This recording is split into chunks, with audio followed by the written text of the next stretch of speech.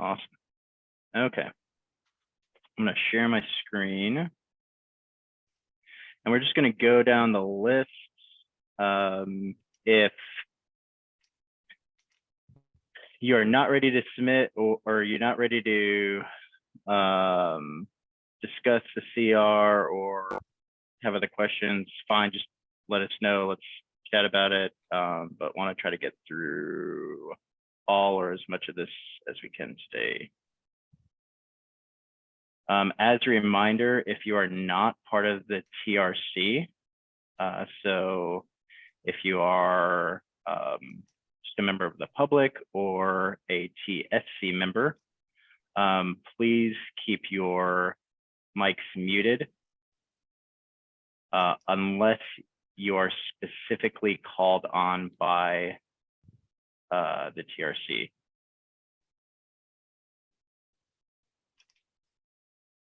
All right. Everybody see my screen? Yes. Yes. Great. All right. First one we're going to take a look at is 4.9210521, and that is, let's see. That's mine. Yep. Yeah. Go ahead, Kent. I'll let you take it. Okay. Well, I wanted to ask if we want to discuss this today. It looks like it was sent out to 2 TSCs, and only one of them is made comments on it. Okay. So do we want to table this and wait for additional comments from ventilation and air quality? I don't know if it was actually sent to that one or not. Okay. Those were notes that I had put in because I initially wasn't sure who was sending them to the TSCs. Okay. I think Dewey only sent it to one, Okay. unless there was some extenuating circumstances. So yeah, let's just move ahead. Yeah, we can move ahead with it then. Hey, can we pull it up so we could see it? Yep.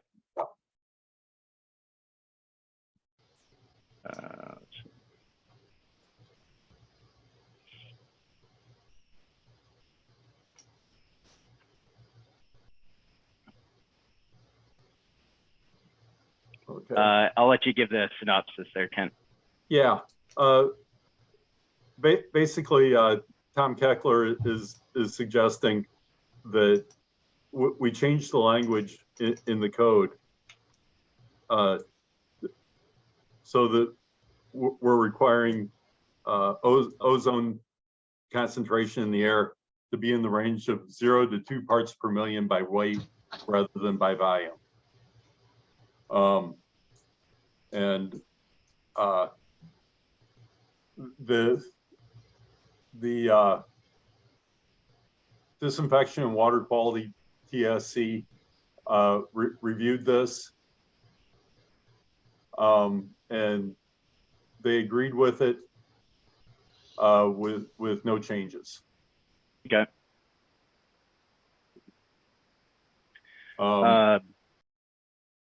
Sorry, continue, Kent. Oh, okay. And I don't see any issues with it. Based on what I know about gas chemistry, I would agree with it, and wanted to open it up for TRC discussion. Okay. Anybody have any comments, questions? This is Joe. This is kind of out of my wheelhouse, but I did have a question. The instrumentation that's used to measure ozone in air, what's the units of measure that the common instrumentation that's used? What's the units that it pushes out? Is it by weight? I believe Tom is on the call. Can you comment on it? Tom, if you're there and available, this is a chance where you can comment. So you're welcome to take yourself off mute. Do you know it's the instrumentation that's used to measure ozone concentration, is this how most instrumentation records the measurements? As far as I know, the instruments measure it as parts per million by weight. Okay, great. Thank you. I'm looking at some stuff from the EPA here about ozone air quality standards, and I'm seeing a lot of this stuff as ppm by volume. You know, the problem with weight is, you know, that ozone and nitrogen and oxygen all have different molecular weights and that sort of thing. So I think this is normally done by volume, but I think there should be a change. The only question is, should it be by weight or by volume? The problem with milligrams per liter is it's a weight per volume, and that's what Right. makes it screwed up.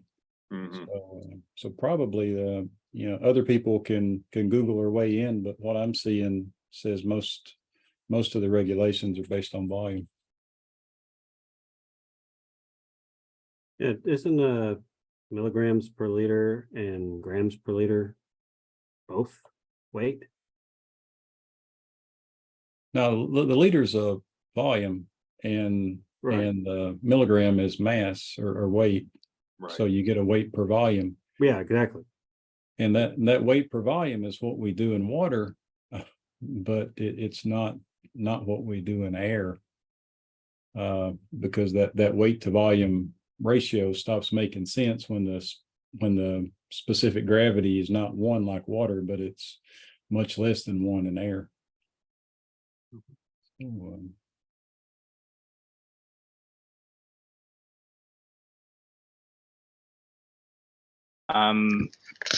This isn't very scientific, but I'm looking at one on Amazon, and it's showing a part per million measurement.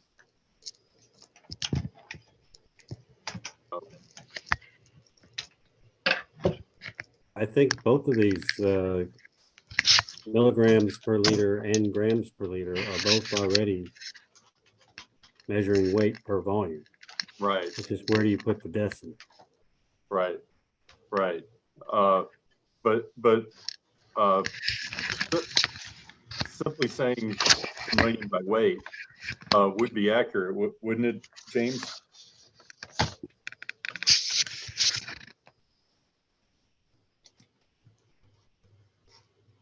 I think so, Mm-hmm. because we're measuring the milligrams per the volume, Right. or grams per the volume. Mhm. yeah, let's verify that there's equipment that can measure in those units, because it's useless if there isn't. And Well, I think what he's saying is that so 0 to 2 parts per million, it's really just 0 to 2 parts per million by weight.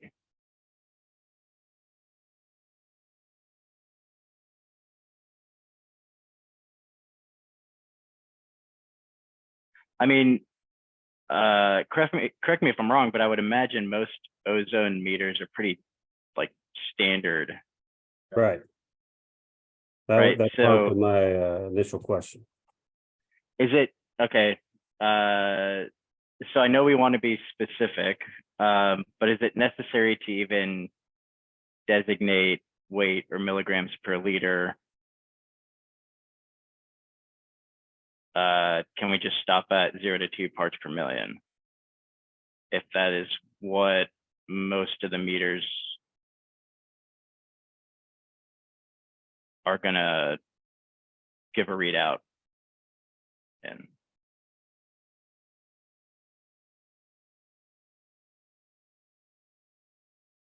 Does that make sense? Yeah, that It- makes a lot of sense, actually. I think. Yeah, by adding the language by weight, that's already implied when you are measuring milligrams per liter. You're measuring weight per volume.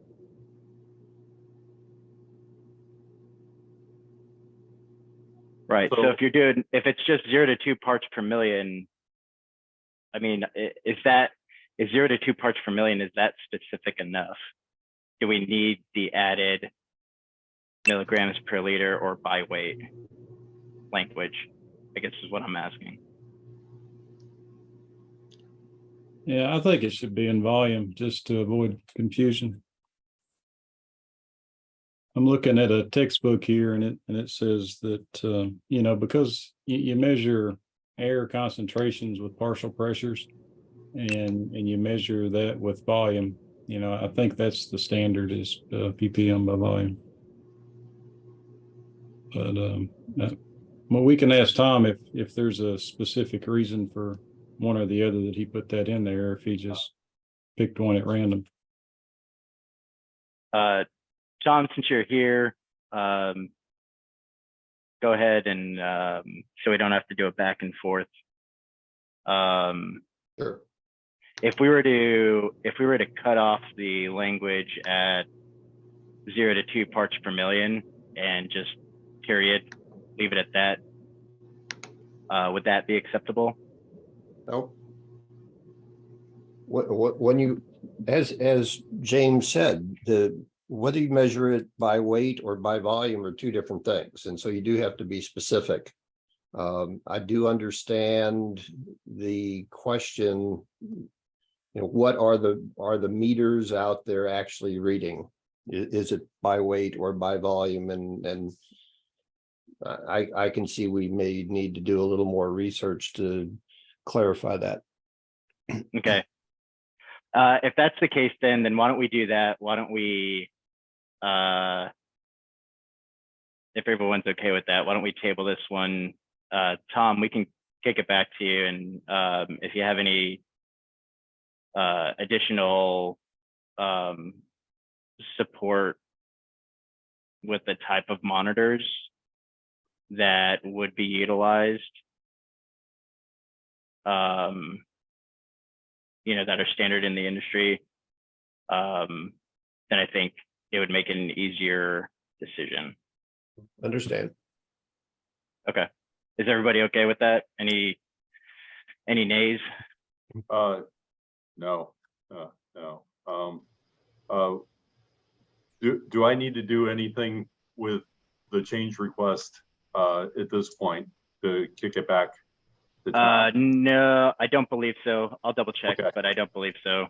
Okay. So Tom, I know you're on the call, so if you could just see if you can find some more information on that, send it to Kent, and then we'll look at, as soon as you can get that in, we'll look at discussing this on a future call. Sounds good. Okay, thank you, sir. Thanks, Tom. All right.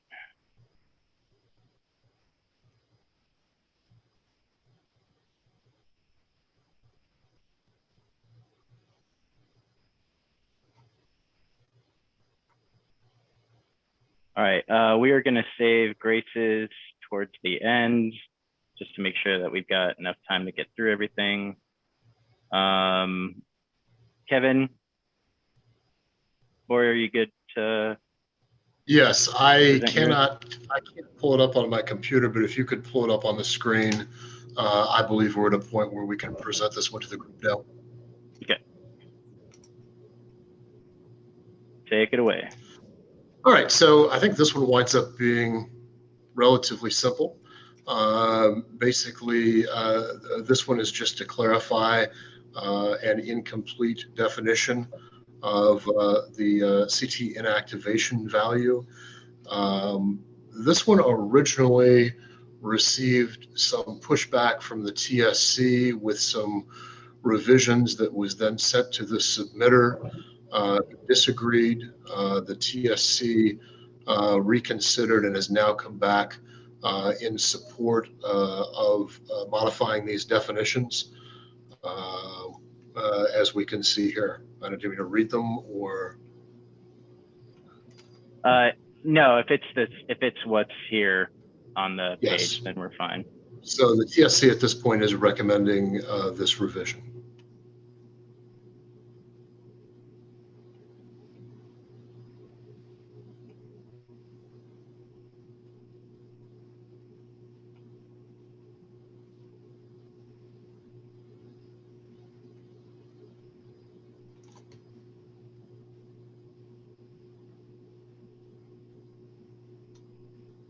That looks good to me.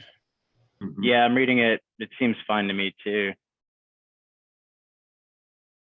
Any other comments, questions?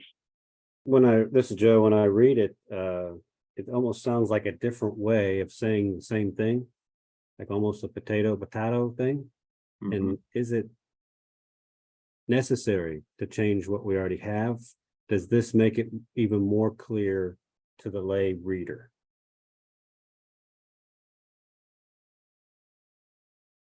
Joe, I'm inclined to say yes, it does make it more yeah, clear. that's what I was just Yeah. going to say, Joe. I think it's easier to understand. I think when you had concentration and time are inversely proportional, that's confusing. I think it's written better this way. Yes, I agree. I agree. Yeah, I agree too.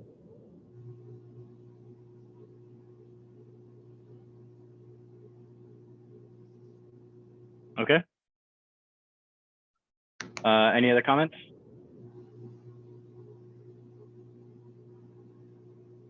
Uh, elsewhere in the MAC, do we tell them how to calculate the CT value?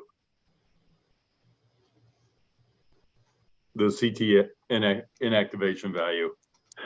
That's a great question.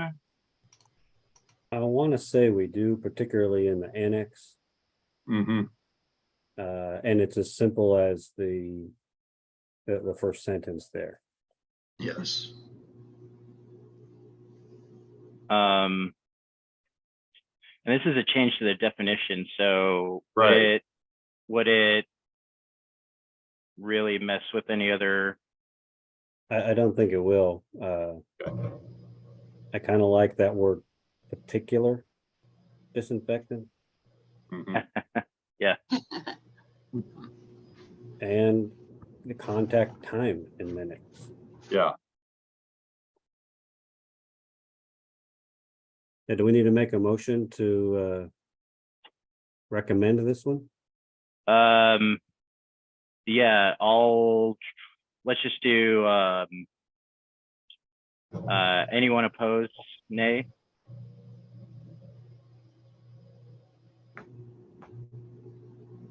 All right. We'll go ahead and move that this one be approved. Kevin, if you can take care of that report. I will do that. Thank you, sir. All righty. That is closed.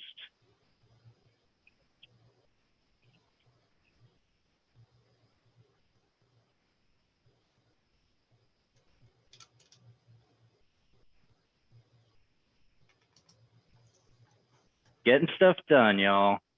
Good job. All right. Corey, you're up next. And then Grace, you'll be on deck because Terrence, I believe, is still not here. Corey, this is adding I'm sorry, did I clicked on Grace's? No, I clicked on Terrence's. Wait, which one? All right, sorry, give me 1 second. There we go.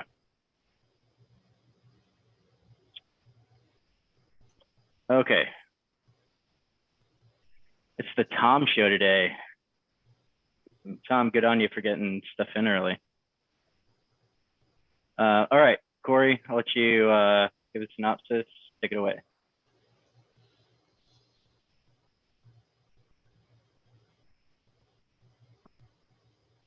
Oh, wait, is Corey not here? Corey's not here. Never mind.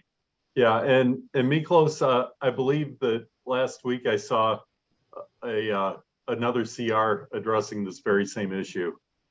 I think you're right. Okay. Can you open it back up? Yep.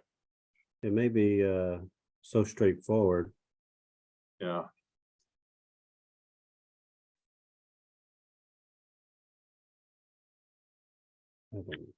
Let's see. This is adding interlocks to the list of Imminent health hazard violations. Mhm. Should be number 7, failure to provide interlock controls and flow meters, flow switches in accordance with section 4732138, or flow meters, flow switches are not operating properly.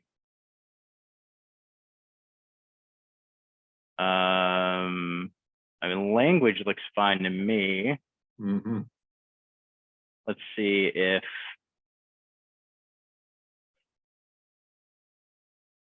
TSCs. The only thing I see is, we're 8. Does not look like the TSCs have submitted an evaluation. Was it sent to a TSC? I believe it was, Mhm. but I cannot confirm that Okay, at this time. yeah, and I think we probably ought to look at it along with the one that Bob Gappel submitted, and possibly combine language. All right. The only thing that I see that may cover elsewhere in the list of imminent hazards is number 16, use of unapproved chemicals or the application of chemicals by unapproved methods. Is interlocks covered under that, number 16, or should we include it separate? I would include it separate based on the operators I work with. I see what you like mean. adding it separate as well. Yeah, I see what you mean. It could be redundant, but I would agree to call interlocks out specifically. Mhm. Yes. Yeah, I like this one. It's so important and such an easy thing to prevent catastrophe. Mhm. Yeah, I don't know like why this we too, didn't but have it I in do there have one before. concern. sure. As I understand it, the 4 section where this is referencing is all about design, and it only applies to new construction and significant renovation. While Yeah. is that right? No, this one is in section 6. Yeah, but it's referring to the requirements in section 4 that only apply.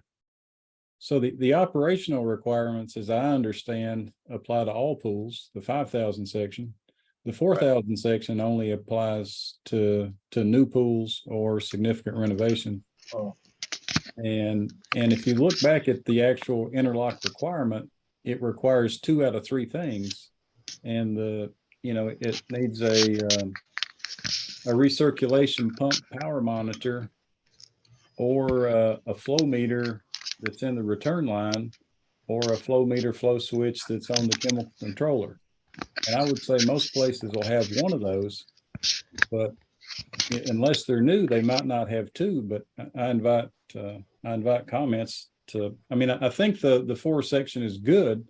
I'm just thinking this will result in a plethora of closures if they weren't designed to the MAC standard. Well, I think he's got a couple of caveats in here. So it's either, so it says that it's not in compliance with section 4, or the flow meters or flow switches are not operating properly, or they've been disabled or bypassed. Yeah, but it requires this 4 requirement, which is 2 out of these 3. And I'm just not sure, I think the current standard is really 1 out of the 3. I mean, there has to be something there, but I don't think it's currently 2 out of 3 in most pools. Yeah, but he's covered that in his language by offering alternatives. Yeah, by saying or. That's No, how I I'm don't reading think it. so. I mean, I think the ors include any of those. If you have any of these problems, you're shut down. And I Correct. think if the flow meters are not working or they're bypassed or disabled, I think they should absolutely be shut down. But if they're in this 4 section, if they're not compliant with 2 of the 3 requirements, they will also be shut down. And I'm not sure that's the intent, to apply new design requirements to old pools, for example.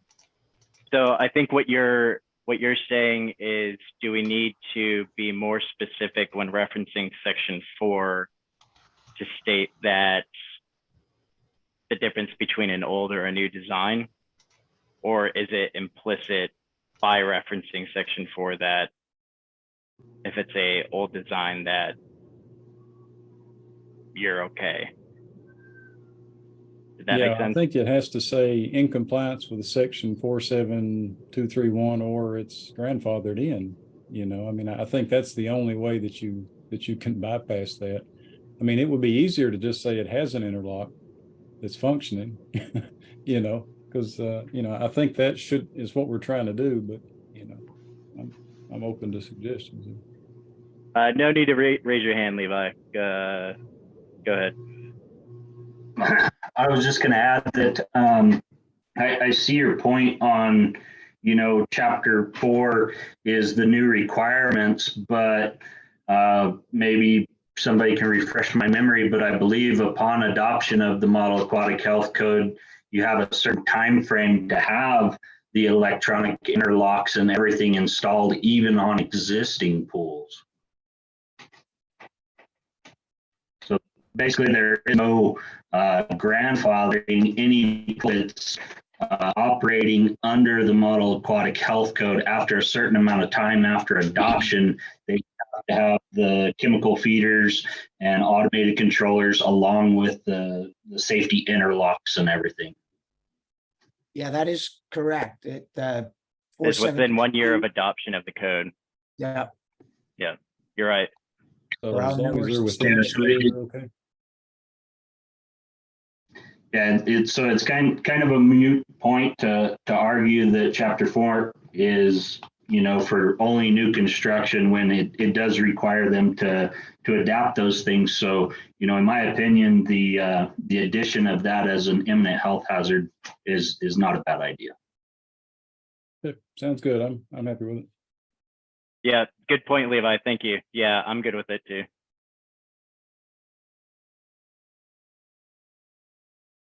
Any other comments, questions?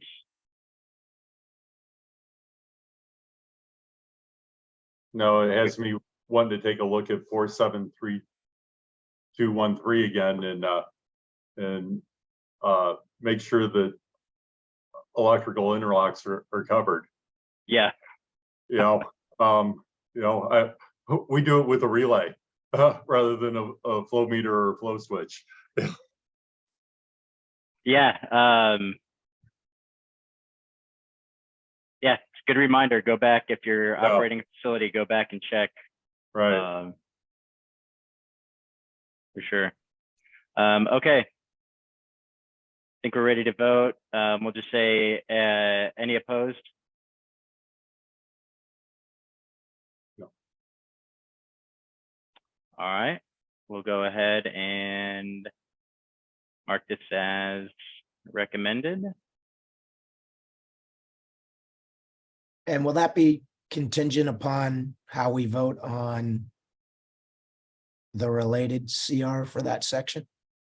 Because there is a 63. Yeah, we'll on take it there, into so- account, Joe. And if we need to make any changes to one or the other, we can go back and do that. Okay, Yeah. just footnote that. Yeah, I did put here in the notes, and I'll go back and take a look at the next one after this meeting.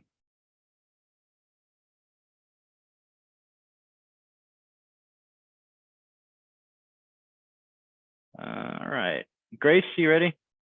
Yes, I am. All right. So let me see. We have, so then the 6.6.3.1-0002 was about imminent health hazard and to include failure to prevent unauthorized access to the chemical storage space as required in section 4.9.2.3, which we all agreed. However, we did not agree on not having a sign to be an imminent health hazard. Tom actually resubmitted his revised proposal. And basically his reply was that if you, the failure to properly warn employees or first responders of chemical hazards can readily lead to an imminent health hazard. So then what he's now proposing is that there should be chemical hazard NFPA chart at the door. Otherwise, people who enter can seriously get hurt. So now he's saying, prevent unauthorized access or failure to provide the required NFPA sign on chemical storage space doors as required in section 4.9.2.4.1. So he's requesting that we add, it's imminent health hazard also if you do not have, there isn't an NFPA sign. So what we're saying now is that either the door needs to be locked or it needs the sign? So what we're saying is preventing unauthorized access. We're actually seeing people going in there and we didn't stop them or whatnot. That's the imminent health hazard. And then it's also imminent health hazard if there's no NFPA sign on the door.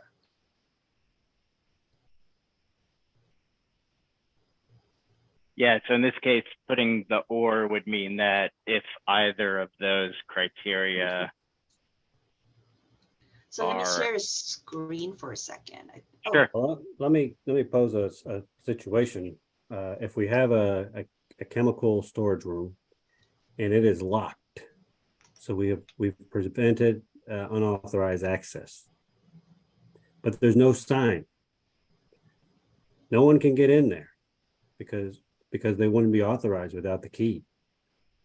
Is the absence of that sign mean anyone's in danger?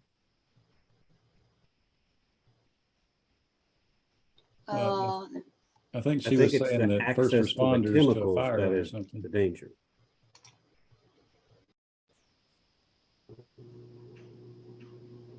I agree, having them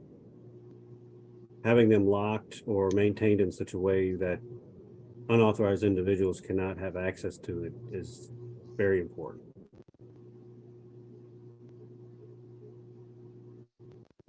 Does it make any difference that the signage would already be dictated by the prevailing fire code?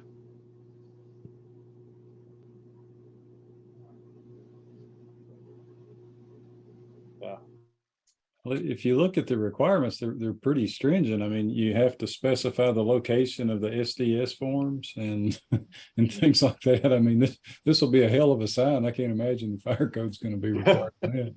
Right.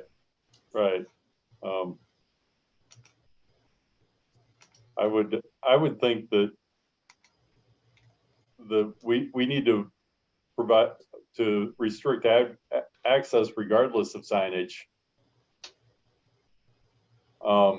Right, because someone could ignore a sign. Right.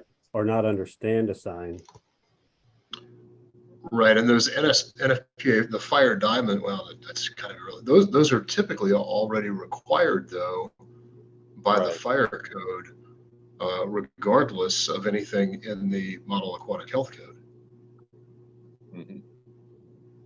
Yeah, so I think we already asked them to make sure there's a sign, but the question is the absence of the sign Oh, I understand. a life-threatening, imminent danger?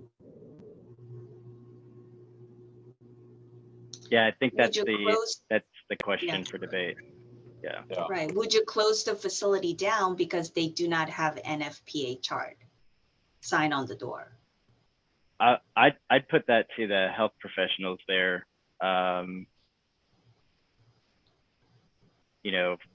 Y'all that go out and do this every day. So yes, so for Fairfax County, if we don't see that sign, of course, at the pre-occupancy, we will make sure that sign is up there. And then if it somehow fell down during the summertime and then it's not back up, we would actually tell them that they have to put it up. We wouldn't necessarily close them because of that. Mm-hmm. And then we will give them a time and we'll do a reinspection. I'm with Grace on that. I don't know that we would close them because we don't have a sign. Really what we're wanting to eliminate is people getting into that chemical storage area, the unauthorized access. And I don't know whether having a sign or not is really gonna. Yeah, and the sign's still required. You Yeah, the still want sign a is to still be there. required, but I don't know that it's an imminent health hazard if they don't have the sign. Exactly. Yeah, I would have to agree. I don't think that signage, if it's not there, I don't think that's an imminent health hazard. I would be more concerned about the door being unlocked and unattended as a hazard versus not having the signage. If you need to, I said, you can't wait till November, December, stuff, but I don't work a lot. Yeah. And like you said, Joe, the sign is already required, but that's not the imminent health risk. The imminent health risk is getting into those chemicals. Right, it still needs to be fixed, but not. Right. It still not needs to be under the fixed. pressure of a closure, correct. Correct.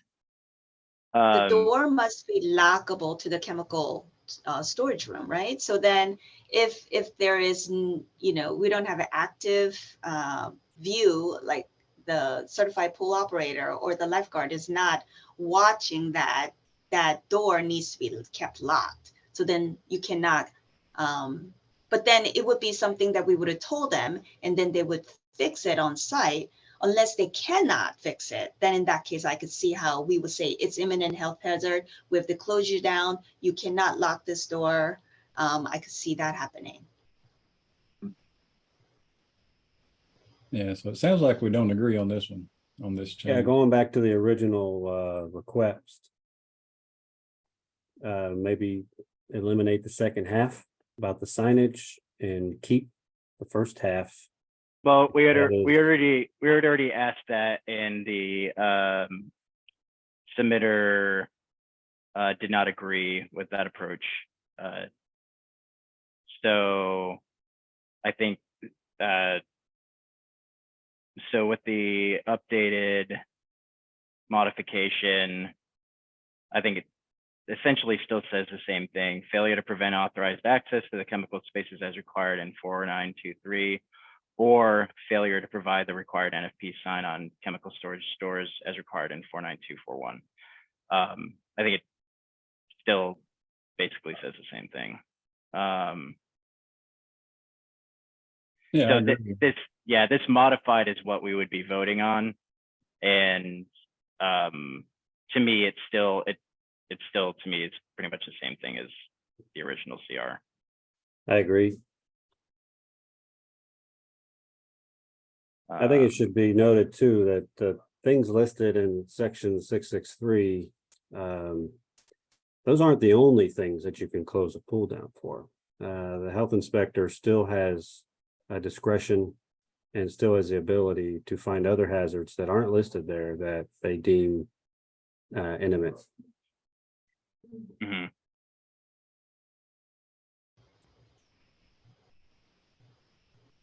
So we're ready to vote on this one, Nicholas? Yeah, I think so. Any other comments?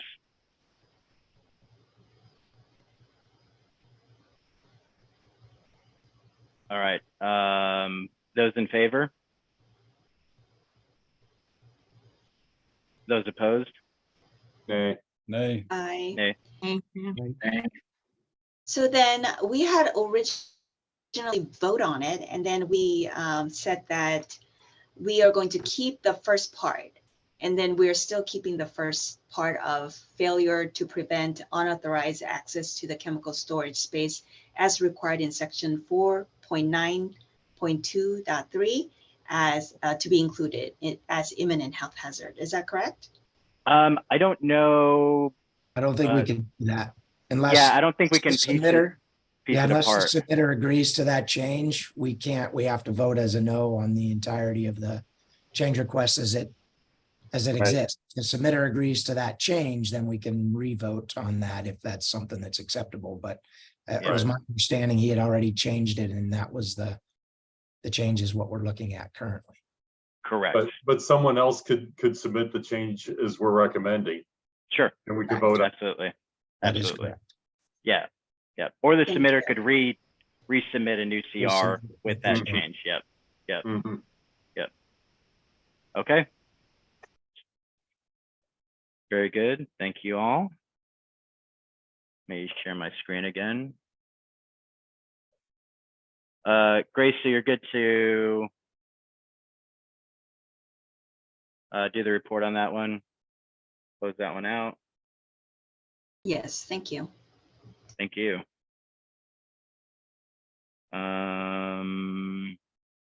Terrence, hey, no worries about making it late. Appreciate you joining us. Are you good to present your CR 49210?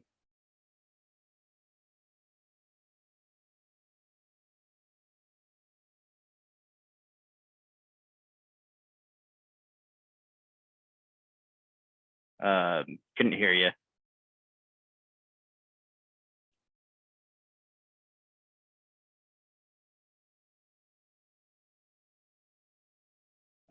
I think Terrence might be having issues with his mic.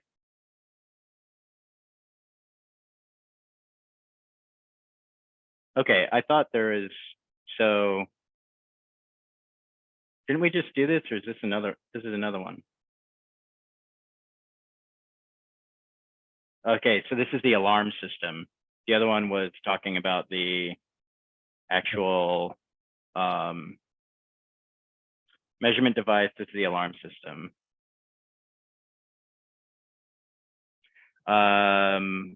So Terrence, I think, and Tom had agreed to go back and do some more research. I think this one probably falls in the same line as the other, to get some more research about how the alarm systems measure ozone concentration. And it might be simple enough as just getting the specs from the alarm system and seeing how they measure it. But Tom is going to do some more research and get back to us on that. So if you're okay with it, Terrence, I think we're going to go ahead and send this back to Tom. So we'll have you and Tom get together about this one and have him submit some additional documentation to you, and we can discuss this on a later date. And Terrence is responding in the chat. Okay, I figured he, I'm not looking at it. Did he say yes? Yeah, yes, he did. Okay, sounds good. All right. Cool. And I'm going to make a note that this can be discussed with the other, because they are pretty similar. Discuss with Codependent. Yeah, they were both submitted by Tom, so you'll probably have a good handle on these together. Yeah. And Tom commented in the chat that this is the same change in a different section. Yep. Yeah. Okay. All right, cool. Well, thanks All for right. being thorough, Tom, on making sure we're crossing all our T's in all the sections. Yeah. Absolutely. We've got about 10 minutes left. We'll go ahead and pull this one up, but Sarah and I had already discussed this, and it has not gone to the TSCs yet that we could tell. So we're going to table this one till a future date. But this change request, well, Sarah, I'll let you talk about it. Okay, this one, there's an exception. It says if the recirculation system outlets all flow under, so this is referring to the shutoff switch for your hot tubs, saying that sometimes people hit those saying that I'm turning off the feature jets, not the circulation jets. And that causes a problem because sometimes our certified pool operators can't get to it to turn back on the circulation system. So this change is for if the recirculation system outlets all flow under gravity instead of suction, because that's another reason. That's the reason for the emergency switch is an anti-entrapment, right? We don't want people to get stuck on that. But if there's not an entrapment issue, they're under gravity, not suction, and the inlets do not create surface turbulence, then the recirculation system motors may remain powered when that emergency shutoff is activated. So that's the discussion was, and Miklos, you can chime in whenever you feel is appropriate, but is there a suction issue with gravity? Why do we have those switches? The switches are to prevent an entrapment. Right. That's why we turn off our circulation pump. Is there an entrapment issue when there's a gravity feed? There is not an entrapment issue, but there is an electrical code issue. Aha. Okay, so we were trying to understand why there's still a emergency shutoff switch, and I did not have the answer to that.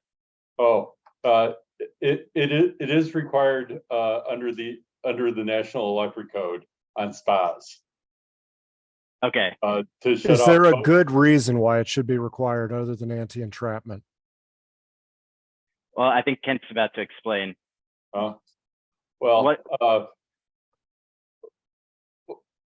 As of right now, Florida is the only state that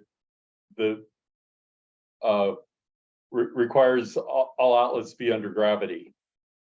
So it does apply to the rest of the country. And prior to the BGB, it was already written into the electric code on spas before VGB got passed. Right. That all spa recirc and agitation pumps had to have the emergency shut off. Right. So you're bringing that up, I think, to say, well, we shouldn't change it here because then we're in conflict with the NEC. Correct. And then you just said that the NEC requirement is older than VGP. Yes. Which is by now a 15-year-old law that is extremely thoroughly implemented and required things to get rebuilt. What you don't know, well, you may know, but I don't think few people on the call know, is we're trying to change this on the NEC too. You need 2 sponsors to get the NEC and FPA to pay attention to anything. We have 1. If you know anybody else, we're trying for that too. This is something the NEC is out of step in our opinion, and we haven't gotten them to respond with a good reason explaining why maybe we're wrong. Because I'm humble enough to say, well, maybe I'm wrong about this. But I do think that saying, well, we should agree with the NEC is not really a good enough reason to continue with this particular requirement. Because frankly, when finally this does reach the NEC Committee 17's attention, they're going to say, oh, well, it's in the latest CMAHC too, so we're not out of step. Right. I agree with you. Little technical note, if this were to be considered, the numbering would need to be 412.111.2. There's already 111.1. Yeah, I think Sarah had caught that. There would need to be some changes there.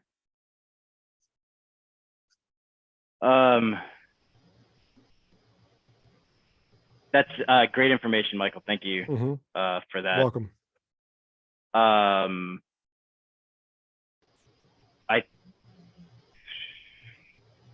So Sarah and I had talked about sending this to the TSCs to get their opinions on it.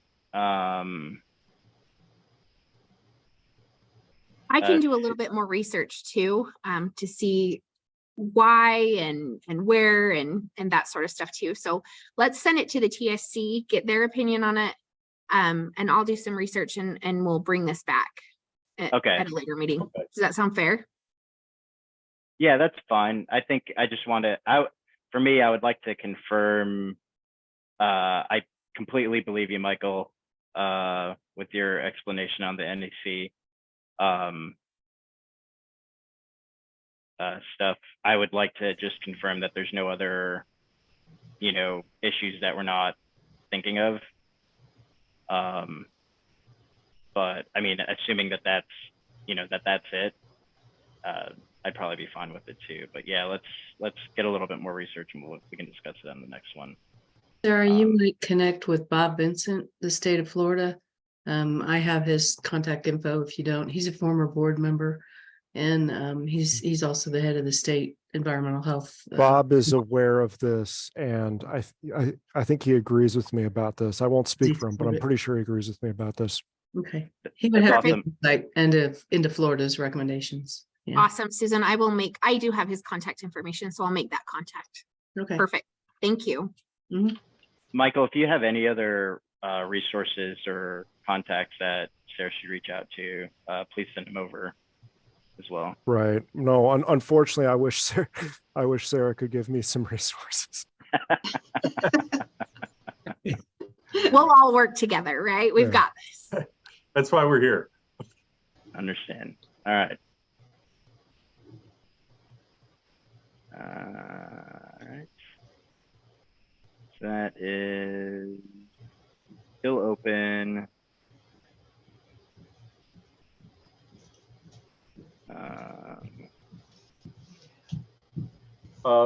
Which TSC is this going to? Or is it going to multiple? I haven't decided yet. Do you have a recommendation? Design and construction for sure. I'm wondering if it should also go to recirculation and filtration, since we're talking about shutting down recirc pumps. I like I'm that fine idea, with that. Ken. Yeah.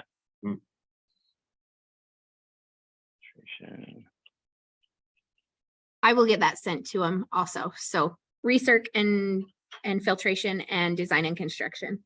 Yeah, I put it in the notes there. Okay. Sarah. Thank you. Cool. All right. And we are right on time. 4 minutes left. Excellent Hey, meeting. I am proud of us. I think this is an excellent meeting. I think this is the best one we've had so far. Thank you all for your diligence and for your comments and your expertise. Really, really appreciate it. Give me a shout if you have any questions about anything. I sent out the updated to this point spreadsheet last night, probably really late or really early this morning. So take a look. If you have any questions, let me know. Sarah and I are going to do some more editing here in the next few days. So we'll probably send out another updated spreadsheet shortly. So be on the lookout for that. I think everyone is now getting emails, so that's good. I think we're on the right track. Okay. Miklos, are you still using the Teams spreadsheet? Yeah, so I'm still, so this is that same tracker. It's just in a different application, but it's the same thing. It talks to Teams. Okay. So this will be updated in Teams. You'll be able to see everything there. It's exactly the same. And the spreadsheet that I send out, I just download from here. I just export it. So it's all the same information. Yeah, so you're welcome to take a look at it in Teams or wait for the spreadsheet. Totally up to you. Miklos, do you know when the lifeguard and bather supervision task group is going to submit some stuff? I don't know when they're going to submit. No. I still have a month yet, but I just want to see what they have to say before I have to present. Yeah, didn't Dewey say something like September 14th or something like that? I don't know. For whatever reason, that date sticks out in my mind. But I don't recall, but I think I'm scheduled for that following week. Okay. I also had COVID last week. So my brain's pretty scrambled, so I could be totally missing it. But we are up on time. So if there's any other questions, I'll hang on for another few minutes. Otherwise, thank you all so much for your participation, and we'll see you in a couple of weeks. That was good. Have a great week. Thanks. Thank you. Thanks, everyone. See ya.